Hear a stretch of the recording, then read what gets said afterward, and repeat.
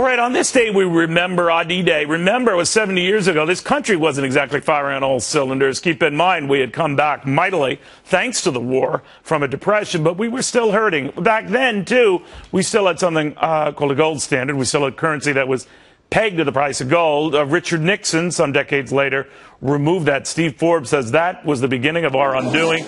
Steve, the author of so many great books, author of this latest one now called Money. It does make you think. The Forbes name just automatically connects with money. But anyway, Steve, good to see you. Good to see you, Neil. Thank you. For a lot of people who are new with this and thick skulls like my own, you say that we need to get back to pegging our currency to gold. Why?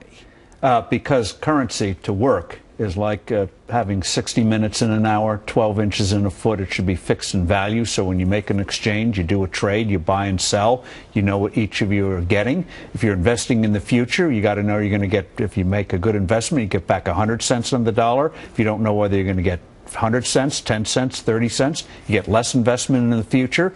And when you mentioned Richard Nixon took us off in 1971, if we'd maintained the growth rates that we'd had for the previous 180 years, which include boom times, depressions, and everything else, in the last 40 years, our economy today would be 50% larger. Now, there are many people who quibble with you on that, and they say that the danger of pegging yourself to anything, let's say gold, is it's volatile, its price is volatile, you can't take away the volatility, and someone could corner the market on it, and your favorite peg becomes a nightmare. You say?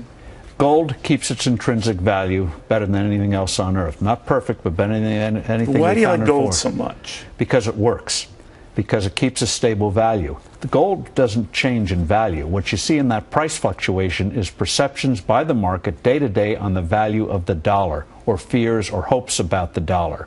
So that's where you get the fluctuation. But gold does what it did in the days prior to it fluctuated. Are you saying not as wildly? No, and on the gold standard, it fluctuated hardly at all unless you were starting to print too many dollars. And that's the virtue of gold. It tells you you're starting to print too many dollars, pull back. So that is sort of like a backup backbone for us not to go crazy. Absolutely. And Steve Forbes doesn't like everything the Federal Reserve has done either to prop up these markets, to send us near these record. I mean, we're now at another record on the Dow. And they say that's precisely because of all this easy money, and Steve Forbes shouldn't be whining. Well, we wouldn't have had the housing boom and bust. We wouldn't have had the terrible 1970s. We'd have an economy much bigger, 50% bigger today. So if a baseball player We'd still have recessions, though, right? Oh, sure. So how does that mitigate that? It makes sure that you have an environment where you can quickly come back instead of having this sluggishness where 6 years in the sixth year of a recovery, we finally get back to the job count we had before this crisis began. So it doesn't take out fluctuations in life, but what it makes sure is over time you grow more. Because this government, the Federal Reserve especially, as explained in the book, has hurt this recovery. We should have been doing much better. Now, do you think it's going to get worse? So, in other words, some of the problems we've had post the meltdown will revisit, these markets notwithstanding. Easy money is yeah, we'll have a good run for the next year and a half because of QE they're tapering off on, but because they don't know what they're doing, like doctors in days of old, they'd always bleed the patient, we're going to have another crisis. But our dollar is still doing okay. Doing okay compared to what they were doing before. But you think it's a matter of time? Matter of time. 2001, you could buy a gallon of gas for $1.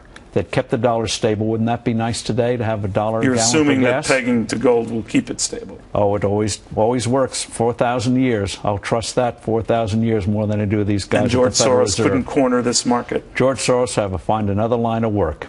Wow. Maybe that alone might make it interesting. Steve Forbes, I think it would be good for the world. The book is Money. It does make you think.